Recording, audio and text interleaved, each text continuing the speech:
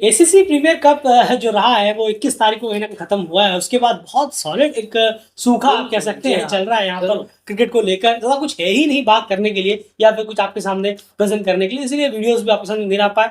और एक तरह से आप कह सकते हैं कि बहुत ही बोरिंग ऐसा लग रहा है कि प्रीमियर कप खत्म होने के बाद पता नहीं हुआ क्या है, एकदम क्रिकेट फ्लैट नज़र आ रहा है। डेफिनेटली जो लीग्स वीग्स पसंद करते हैं उनके लिए तो खूब क्रिकेट चल रहा होगा, लेकिन डेली क्रिकेट लीग्स वीग्स देखता नहीं है। तो इसीलिए हमारे लिए कहीं न कहीं इंतज़ार था कि कुछ अच्छा कॉन्टेस्ट वगैरह क्रिकेट मैच शुरू हो। और कल अभी जो है जो प्रो डोमेस्टिक शुरू हुआ है नीदरलैंड्स का, तो वो भी हम कुछ देर बैठकर देख रहे थे। ज़्यादा लंबा नहीं देखा, कुछ देर बैठकर ज़रूर देख रहे थे, झूठ नहीं बोलेंगे। लेकिन कुछ देर वो भी देख रहे थे, तो फिर उसके बाद सोचा चलिए अब इंटरनेशनल फिक्सर आ रहा है, वेस्ट इंडीज़ ए और वर्सेस नेपाल है, उसके बारे में बात की जाएगी, उसके बारे में हो जाएगी। तो कम से कम 27 तारीख को जाकर हमारा इंतजार खत्म होगा।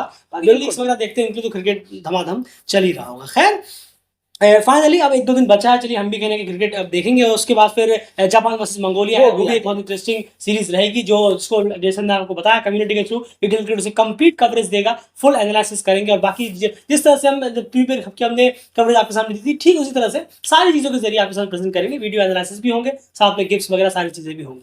चलिए अब जरा बात की जाए West Indies A versus Nepal की जो ये पूरी सीरीज़ है इसके बारे में। क्या है, सबसे पहले तो वेस्ट इंडीज़ ए की जो स्क्वाड आई थी, जैसे हमने भी डाली थी कम्युनिटी में, सबने अपनी राय उसमें रखी थी। वेस्ट इंडीज़ ए की स्क्वाड को देखकर आपका फर्स्ट इंप्रेशन क्या रहा, जब आपने पूरे वो नाम उस लिस्ट में देखे? नहीं, ज़रूर देखिए, अगर हम बात करें स्क्वाड को देखकर जो प्लेयर्स हैं उसमें बहुत बेहतरीन नज़र आए कि हाँ, कुछ प्लेयर्स जो यहाँ भेजे गए हैं, इम्पोर्टेंस काफ़ी रखा है वेस्ट इंडीज़ बोर्ड ने इस दौरे का। इससे ये साफ नज़र आता है कि उनकी नज़र में इस दौरे की बहुत ज़्यादा अहमियत है कि हमें इस दौरे से सीखना है, हमें इस दौरे से कुछ सिलेक्शन भी करने हैं यहाँ पर।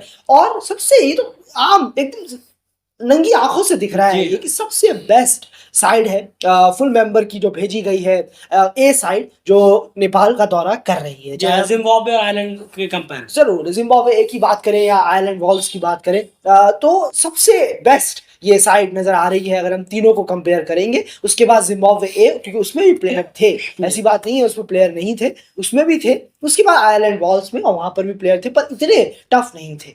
तो ये है सबसे बेस्ट साइड, तो ये जरूर है जो नेपाल दौरा कर रही है फुल मेंबर की ए साइड। बिल्कुल। अब क्या है इसमें, अब ये जो डैरेन सैमी है जो व्हाइट बॉल के कोच भी है वेस्ट इंडीज के, उन्होंने कहीं ना कहीं चीज़ अभी रिसेंटली कही भी कि 8-9 प्लेयर्स तो हमारे लीग्स में ऑलरेडी खेल रहे हैं, तो वो तो वर्ल्ड कप में हमारे है ही है, प्राइम प्लेयर्स हैं। लेकिन उसके अलावा जो और भी 5-6 प्लेयर्स हमें अपने स्क्वाड के लिए फिल इन करने हैं, उसको लेकर ये जो टूर, जो टीम नेपाल गई हुई है, ये बहुत इंपॉर्टेंट टूर रहने वाला है। और इसी में से कहीं ना कहीं हम सेलेक्ट करने की कोशिश करेंगे वो जो 5-6 प्लेयर्स हैं अपनी T20 वर्ल्ड कप की स्क्वाड। तो आप सोचिए कि ऐसे ही वो कुछ भी उठाकर नहीं भेज देते, क्योंकि T20 वर्ल्ड कप के लिए सिलेक्शन करनी है। तो नो डाउट इसमें काफी अच्छे नाम है। आगे बात जरूर करेंगे कि बॉलर्स की कैटेगरी में क्या खासियत है, बैट्समैन में क्या खासियत है, आगे बात करेंगे। लेकिन कुल मिलाकर ऊपर तौर पर आप देखेंगे तो बहुत ही बेहतरीन स्क्वाड भेजी है, नो डाउट। जिम्बाब्वे और आयरलैंड ए की साइड्स के कंपेयर में वेस्ट इंडीज ए की जो साइड है वो काफी स्ट्रांग नजर आ रही है, इसमें कोई दो राय नहीं है। और ये एक अच्छी सीरीज हो सकती है अगर वेस्ट इंडीज अपने फुल पोटेंशियल से खेलता है, तो एक बहुत ही कॉन्टेस्टफुल सीरीज, कंपेटिटिव सीरीज हमें यहाँ पर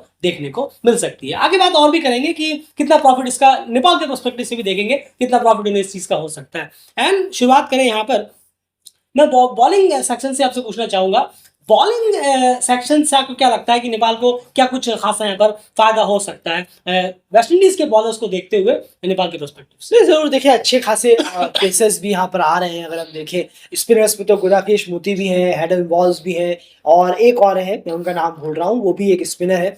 तो वो नए हैं, लेकिन ये दो खास करके स्पिनर में एक अपनी टीम के लिए प्राइम है। और एक सबसे बड़ी बात ये है कि यहाँ पर जो प्लेयर्स हैं वो काफ़ी ज़्यादा इंटरनेशनली खेले हुए हैं। तो ये अपने आप में डोमेस्टिक में बहुत ज़्यादा खेले हुए हैं, सीपीएल खेले हैं, T20 का खासा एक्सपीरियंस है यहाँ पर 5 से 6 प्लेयरों को। तो बहुत बेहतरीन एक स्क्वाड T20 के लिहाज से भी ये बहुत बढ़िया है। लेकिन पेस बॉलर्स को अगर हम देखें कि नेपाल के सामने जो पेस बॉलर रहेंगे वो 5 ऐसे बॉलर जरूर हैं। जैसे हम उनका नाम लें, कदीम एलन है, उसके बाद अगर हम देखें मैथ्यू फॉर्ड है, ओशेन थॉमस, कीमो पॉल और ओबिड मकॉय। जी हाँ, ये 5 बॉलर्स जो हैं ये पेस बॉलर्स हैं जो वेस्ट इंडीज ए अपने साथ लेकर आई। अब देखिए आप, इसमें Obed McCoy, Oshane Thomas, Keemo Paul, तो ये लोग खेले हुए हैं और बिल्कुल ये अपनी टीमों से खेले हुए हैं। तो ज़रूर है बहुत बेहतरीन एक एक्सपीरियंस लेकर आ रहे हैं वो साथ, जो कि एक चैलेंज होगा नेपाल बैट्समैनों के लिए भी बहुत बड़ा था। बिल्कुल। और यहाँ पर अब बात करेंगे ना स्पीड स्कीम की, अगर आप जानना चाहें कि इनकी स्पीड जो रहती है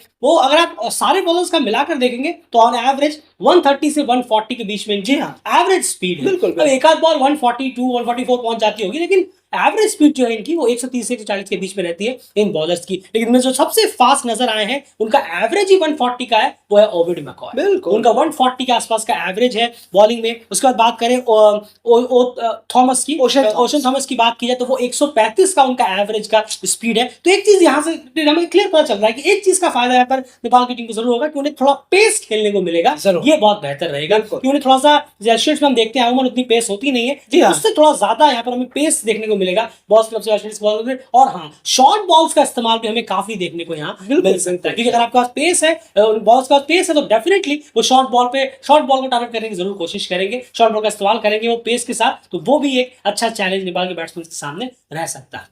तो पेस अच्छा मिलेगा खेलने को, ये एक प्लस पॉइंट नेपाल के नोटबुक में आप ऐड ऑन कर सकते हैं, जो कि बहुत बेहतर रहेगा कि चलिए कुछ अलग पेस वेरिएशन के साथ यहाँ पर टीम को देखने को मिलेगा। अब यहाँ पर बैटिंग की अगर बात की जाए तो बैटिंग में आपको क्या लगता है कि दमखम नजर आ रहा है कि काफी अच्छे हिटर्स यहाँ पर टीम अपने साथ लेकर आई? जैसे आपने कहा कि काफी बेहतरीन प्लेयर्स यहाँ पर ऑलरेडी है, और T20 वर्ल्ड कप का जब उन्हें पता है कि T20 वर्ल्ड कप का सिलेक्शन पे भी नजर है इस टूर पर, तो डेफिनेटली ये मौका वेस्ट इंडीज के पर्सपेक्टिव से मैं कह रहा हूँ वो गंवाना नहीं चाहेंगे। नहीं, बिल्कुल सही कहा आपने। देखिए, आंद्रे फ्लेचर, जॉनसन चार्ल्स तो खैर अलग ही है। उनके तो कई कई लीगों में भी रन्स है, बहुत जगह खेले हुए हैं। रॉस्टन चेज यहाँ पर एक प्लेयर आ जाते हैं, फैबियन एलन जो कि एक अच्छे लोअर ऑर्डर में आकर एक ऑलराउंडर है, हार्ड हिटर भी है, वो भी यहाँ मौजूद है। तो ये 3-4 नाम जो एलिक एथनेज T20 में कहना होगा कि इनके मुकाबले इतने खासे नहीं है जो बाकी जो साथी प्लेयर्स हैं, लेकिन है वो भी बल्लेबाज हैं, वीसी है।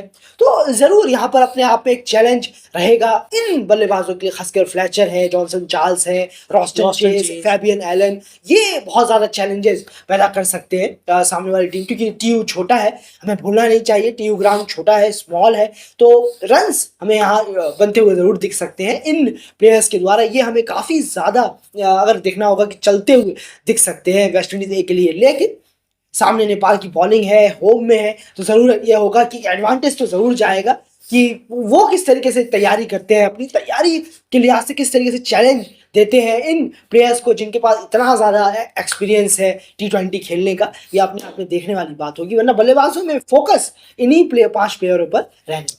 बिल्कुल। तो ये तो बात हो गई वेस्ट इंडीज के एक ही स्क्वाड की स्ट्रेंथ की, जो कि कहना आपको बताया बहुत बेहतर है। जिम्बाब्वे और आयरलैंड से अगर कंपेयर करेंगे तो ये बेस्ट साइड है। वेस्ट इंडीज ए की जो टीम भेजी गई है, काफी अच्छे नाम इसमें है। T20 के पर्सपेक्टिव से अगर आप देखेंगे, और T20 का ही सब कुछ है, लेना देना है इस वक्त, अगर बात करें गेम भी T20 है, तो उसके लिहाज से डेफिनेटली बहुत ही अच्छी स्क्वाड वेस्ट इंडीज ए ने यहाँ पर भेजी जी। छोटी सी बात बस कहना चाहूंगा, तो इसमें से 3 प्लेयर तो लगभग ऐसे ही है, मानकर चलिए वेस्ट इंडीज ए की जो स्क्वाड आई है, जो सैमी ने कहा कि हम 5-6 प्लेयर ढूंढ रहे हैं वर्ल्ड कप के लिए जो जाएंगे, उसमें ऐड ऑन होंगे।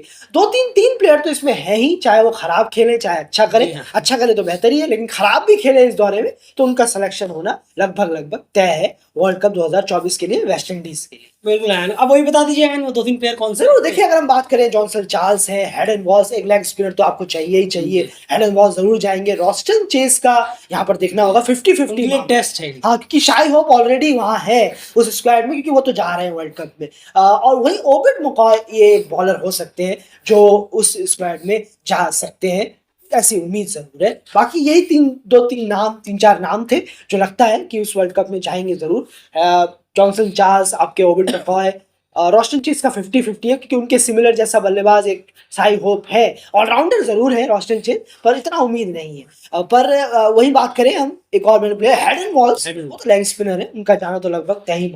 बिल्कुल। चलिए, ये तो बात हो गई वेस्ट इंडीज ए की जो स्क्वाड आई है उसको लेकर। अब जरा बात करते हैं नेपाल के पर्सपेक्टिव से। अब नेपाल के लिहाज से अगर आप यहाँ पर चीजों को देखें, जैसे मैंने आपको बताया कि जो सामने जो बॉलिंग की स्पीड रहेगी वो ऐसा नहीं कि आप टैकल नहीं कर सकते। हमारा कहने का मतलब ये है कि स्पीड थोड़ी ज्यादा आपको खेलने को मिलेगी, तो डेफिनेटली वो एक अच्छा प्लस पॉइंट रहेगा कि 5 T20 गेम्स में आपको थोड़ी सी अलग स्पीड की बॉलिंग मिलेगी, और शॉर्ट बॉल्स डेफिनेटली बहुत ज्यादा ट्राई किया जाएगा। ये जरूर आपके सामने कहना चाहेगा कि अगर स्पीड वहां पर उन बॉलर्स के पास है तो डेफिनेटली वो शॉर्ट बॉल को ट्राई जरूर करेंगे। अगर 1-2 बॉलों में उनकी हिटिंग हो रही है तो तीसरी बॉल डेफिनेटली शॉर्ट बॉल जरूर आएगी। तो शॉर्ट बॉल्स के लिए डेफिनेटली बैट्समैन जो है वो तैयार जरूर रहे। उसके बाद अगर बात करें, डेफिनेटली ओवरऑल सीरीज के लिहाज से अगर आप देखें, मैंने आपसे पहले भी कहा था कि लड़के अगर अवे में जितना ज्यादा खेले उतना बेटर रहेगा। ऐसा नहीं कि हर वक्त ही अवे में खेले, लेकिन फिर भी थोड़ा अवे की सीरीज अगर कराई जाए तो और बेहतर रहता। लेकिन अगर आप होम में खेल रहे हैं तो ये मेक श्योर करिए कि टीम जो आई है वो स्ट्रांग है। आपको याद होगा डेलगेट ये चीज जरूर कहता है, अगर होम में आप खेल भी रहे हैं तो कम से कम इस स्क्वाड जो है वो बहुत टफ आई, तो कहीं ना कहीं कुछ मजा आएगा। और यकीनन कम से कम जो नाम देखने को मिल रहे हैं इस 15 की स्क्वाड वेस्ट इंडीज के, वो टफ है। बहुत तो उस लिहाज से आप कह सकते हैं कि नेपाल के लिए बहुत फ्रूटफुल सीरीज होगी। जो भी जाना चाहते थे कि क्या इससे कुछ फायदा होगा, डेफिनेटली फायदा होगा, क्योंकि नाम अच्छे आए हैं। जैसे हमने पहले भी कहा है, स्क्वाड अगर मजबूत आती है, कोई स्ट्रॉन्ग टीम आती है, तो डेफिनेटली आप अपने घर में भी, आप देखिए नीदरलैंड्स नामीबिया जब घर में आई थी तो नेपाल तो घर में खेल रही थी, लेकिन देखिए उन्होंने क्या कॉम्पिटिटिव कॉन्टेस्ट दिया। क्रिकेट वर्ल्ड कप लीग 2 में नेपाल लास्ट नंबर पे रहा और ट्राई सीरीज भी कहीं ना कहीं हार गया, तो वहां से एक अच्छा कॉन्टेस्ट मिला। तो जब टीमें अच्छी आएंगी तो नो डाउट कहीं ना कहीं आपके लिए चैलेंजेस हो सकते हैं। और वेस्ट इंडीज ए का जो अब तक जो ऑन पेपर स्क्वाड है और जो खेलते भी हैं वो डेफिनेटली काफी स्ट्रॉन्ग स्क्वाड है। तो ओवरऑल सीरीज भी जो अगर आप बात करें तो काफी स्ट्रॉन्ग सीरीज यहाँ पर हो सकती है, अगर दोनों टीमों ने अपना 100% बेस्ट देने की यहाँ पर कोशिश की। अब बैटिंग सॉरी थोड़ी तबीयत खराब है। बैटिंग डिपार्टमेंट की अगर हम यहाँ पर बात की जाए नेपाल के, तो उनके लिहाज से आप क्या देखना चाहेंगे? क्योंकि बहुत सारी चीजें हमने अभी रिसेंटली देखी, जब वो प्रीमियर कप में, हालांकि अब उनका घर आ गया है तो एक अलग ही फॉर्म में प्लेयर्स आ जाते हैं। एक सच्चाई है कि टीम घर से बाहर बहुत पुअर परफॉर्मेंस हमें देती हुई नजर आती है, लेकिन घर में आकर अच्छी परफॉर्मेंस हमें देखने को मिलती है। हालांकि वो बात और है कि अभी घर में भी इतनी अच्छी खासी परफॉर्मेंस नहीं है इस साल की अगर हम बात करें। लेकिन सबसे बड़ा जो चैलेंज रहेगा वो शुरू से ही प्लेयर नंबर 1 कुशल गुरतेल की बात कर रहे हैं। जरूर रन से एकदम नहीं निकल, बिल्कुल सही कहा। ये सीरीज में उनको भर भर के रन चाहिए वर्ल्ड कप से पहले, वरना एक लेट डाउन आप कह सकते हैं कि एक फ्री भी टीम के साथ स्क्वाड में जा रहा हो। जरूर सही कहा है आपने, और ये थोड़ा सा प्रिपरेशन के लिहाज से जरूर होना चाहिए कि आप ऐसा कर रहे हैं कि आखिरी के 3 गेमों में आपने अपने मेन प्लेयर्स उतारे हैं, तो शुरू के 2 गेमों में आपके अनिल शाह जैसे प्लेयर, प्रतीश जीसी जैसे प्लेयर हैं, अगर वो आए और अगर आप किसी को और पेसर को लेना चाह रहे हैं तो वो वहां पर आए। ये शुरू के जो 2 गेम है। अब इतना ज्यादा अगर आप प्रैक्टिकली जाएंगे कि इसको हराना है, इसको इस सीरीज को हरा कर हमें चैंपियन साबित होना है, तो शायद वो आपकी मेंटलिटी होगी। तो तैयारी के लिहाज से ये डेलीगेट कह रहा है शुरू के 2 गेम में आप उन प्लेयरों को मौका दें जो आउट ऑफ फॉर्म है, या जैसे कुशल गुरतेल है जो ठीक से काम नहीं कर रहे, थोड़ा सा और उन्हें उन पर सारे पेसर्स हैं, तो जरूर है वो तो बेहतर होगा कि उन्हें आप सबसे पहले मौका दें, तो और अच्छा होगा। शुरू के 2 गेमों में, 3 गेमों में फिर अपनी मेन टीम, जो आप मेन स्क्वाड, जो मेन प्लेइंग 11 है उसके साथ उतरे तो कोई टेंशन नहीं है। पर शुरू के 2 गेमों में ये दिखना चाहिए कि टीम तैयारी कर रही है, ऐसा नहीं कि सीरीज जीतने के लिए आई है, तैयारी कहीं पीछे छूट गई है। लेकिन दिखा नहीं है वो कि सीरीज जीतने के लिए ही टीम ज्यादा फोकस नजर आती है बजाय तैयारी के। तो उम्मीद करते हैं ऐसा, लेकिन टीम का ये जो बोर्ड ने दिया है, ये मैचेस बहुत अच्छे हैं, स्क्वाड आई है बहुत अच्छी है, मैचेस मिल रहे हैं, ये तो बोर्ड अच्छा कर रहा है काम। तो बस यही है कि शुरू के 2 गेम थोड़ा डिफरेंट नजर आए, प्लेइंग 11 जो 15 है, जो खास के प्लेइंग 11 है शुरू के 2 मैचेस में, तो और अच्छा लगेगा डेलीगेट को। बाकी तो कप्तान और कोच है, क्योंकि out of form players, struggle वाले प्लेयर्स, उनको शुरू के 2 गेमों में मौका देना चाहिए। बिल्कुल। और सबसे एक चीज और है कि अगर आप देखें यहाँ पर, तो जो जैसे आपने कहा कि सिर्फ सीरीज जीतने पे जो है वो फोकस, वो क्लियर दिखेगा, आप सोचेंगे कि समझ में कैसे आएगा, वो क्लियर दिखेगा, वो आपको बताएंगे भी। अगर ऐसा हमें दिखा, क्या पता नहीं दिखे, क्या पता सीरियसली इससे तैयारी के लिहाज से देखा जाए। अगर आप तैयारी के लिहाज से दिखेंगे तो गेम 1 से गेम 5 का क्लियर पता चलेगा कि हाँ, नेपाल ने इस सीरीज को तैयारी के लिहाज से 10 आउट ऑफ 10 उनको आपको मार्क्स देने चाहिए। अगर आप जीत के लिहाज से सोचेंगे तो आप कुछ भी करेंगे, आप कुछ भी होता हुआ देखेंगे, इसका वहां भेज देना, उसको वहां भेज देना, बैटिंग ऑर्डर वो कर देना, ये कर देना, इनसे बॉलिंग कराकर फटक से 1 विकेट निकालकर गेम को पलट देना, ये सब चीजें आप बहुत देखेंगे। और ये चीजें फायदा कुछ नहीं होने वाला। प्रीमियर कप देखिए, ये सब कुछ हुआ, प्रीमियर कप हार गए, क्योंकि आपको घर से बाहर खेलना है, वर्ल्ड कप वेस्ट इंडीज में जाकर खेलना है, यूएसए में खेलना, तो ये सब चीजें काम जाती है। तो अगर आप प्रिपरेशन के लिहाज से डेलीगेट चाहेगा कि अगर आप इस 5 मैच को लें तो ज्यादा बेहतर है, उसमें आप रिजल्ट निकालने की कोशिश करें जरूर अपने फेवर में। अब आप सोचेंगे कि हमें सीरीज कैसे भी हरानी है,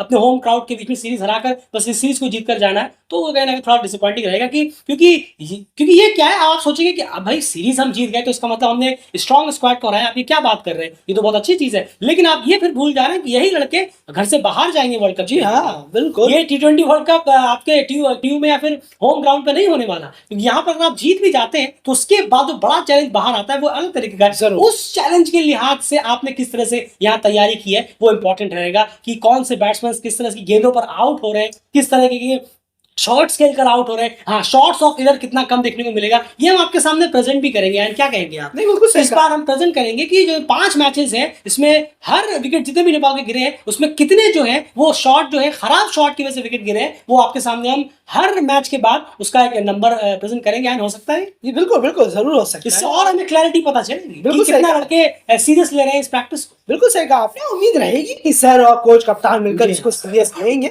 अब वक्त काफी नजदीक आ चुका है, अब फाइनल 15 भी सिलेक्शन लेनी है, आखिर कब होगा ये तो जरूर उम्मीद है कि कोच कप्तान के दिमाग में भी ये चीजें होंगी। इतनी सारी गलतियां हुई है इस साल, उससे भाई अब वक्त आ गया है कि थोड़ा सा फाइनल 15 पर भी ध्यान दिया जाए, प्लेयर्स की मिस्टेक्स पर ध्यान दिया जाए। तो उम्मीद रहेगी कि बस कम गलतियां हो, सामने वाला बॉलर जो है वो विकेट निकाले तो निकाले, नेपाल के बल्लेबाज खुद विकेट ना दे, ऐसी उम्मीद जरूर रहेगी। अब बहुत कम टाइम बचा है, कहाँ 1 साल का वक्त था, कहाँ देखते देखते अब 1 महीना भी नहीं है, 1 महीना ही बचा है। तो अब कहाँ से कहाँ आ गए हैं हम, तो गलतियों का भी जो मार्जिन है वो भी कम होना चाहिए तो बेहतर। बिल्कुल, जब आप इस गेम को खेलने उतरे, पहला match ball 1, priority list number 1 point होना चाहिए।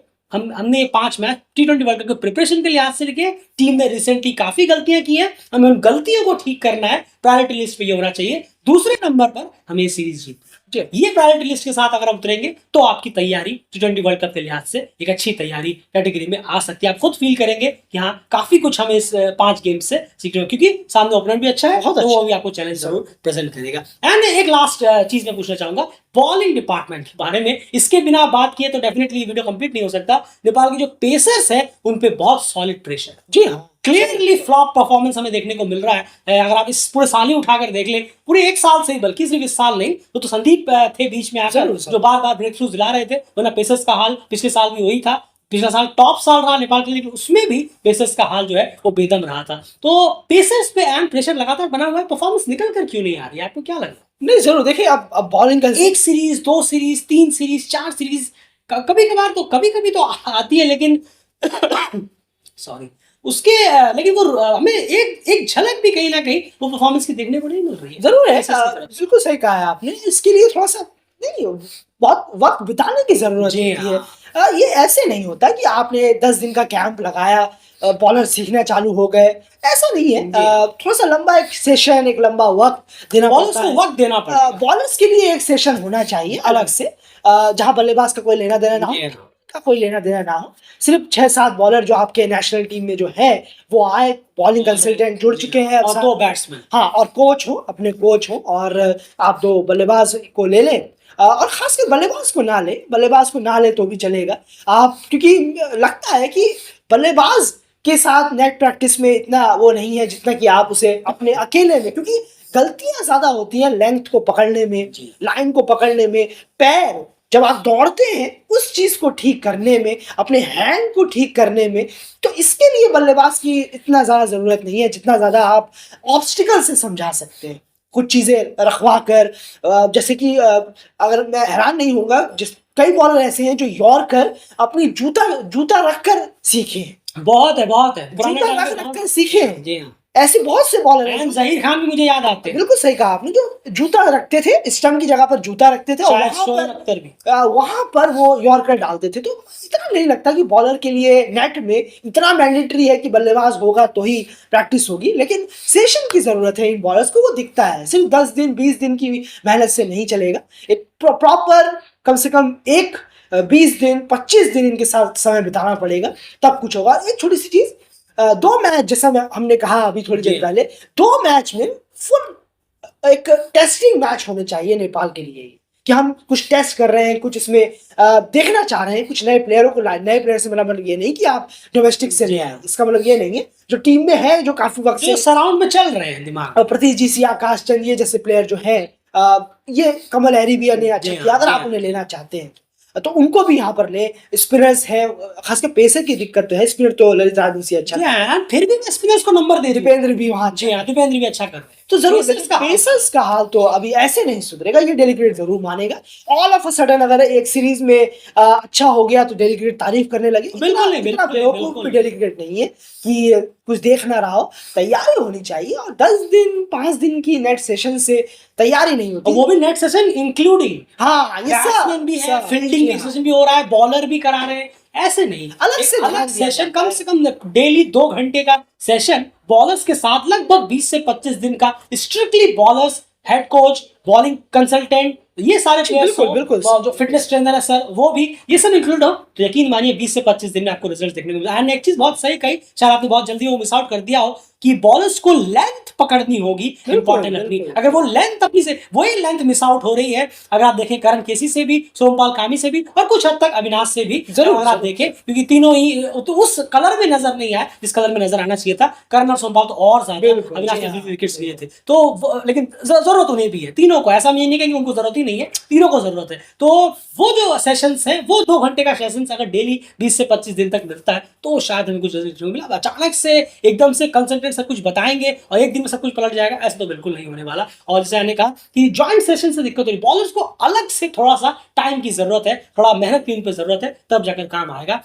एंड आपने वो जो जूता रखकर वाली बात कही, वो थोड़ा सा ओल्ड स्टाइल है लेकिन बहुत ही ज्यादा इफेक्टिव रहा है। आजकल तो हमें देखते भी नहीं है, बस आया स्टाइल में, मैं एस्ट्रेट्स की बात नहीं कर रहा हूँ, मैं तो अमूमन फुल मेंबर्स का हम देखते हैं, आते हैं स्टाइल में बॉल डालते हैं और बस चले जाते हैं। तो लेकिन माफ कीजिएगा, लेकिन उनमें तो बॉलिंग कराना भी नहीं होता है। कुछ कुछ प्लेयर हैं वो जो एक बॉल डालते हैं, फिर आधा घंटा 1 घंटा बैठे, फिर एक बॉल डाला, फिर आधा घंटा 1 घंटा, कुछ ही मिलते हैं, ऐसे नेट सेशंस करते हैं। नेट सेशंस भी सीनियर्स का अलग होता है, और जो नए प्लेयर आते हैं इंटरनेशनल उनका अलग होता है। सीनियर्स के तो अपने अपने मजे। जी हाँ, चलिए खैर, कुछ ज्यादा ही सच्चाई बोल दिया है आपने।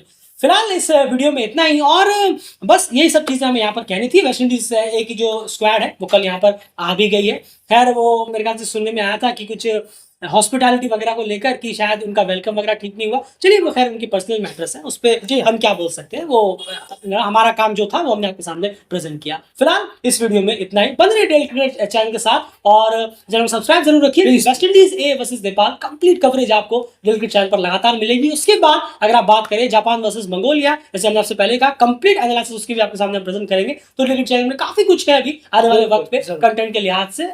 हम भी बोर हो रहे थे 6 दिन से, लेकिन अब फाइनली काफी क्रिकेट देखने को मिलेगा। फिलहाल इस वीडियो में इतना ही। आपकी इस पूरी डिस्कशन में क्या राय है, कमेंट बॉक्स में जरूर अपनी राय रखिए। अगर आप सहमत हैं तो वीडियो को लाइक भी कर सकते हैं, शेयर कर सकते हैं। फिलहाल इस वीडियो में इतना ही।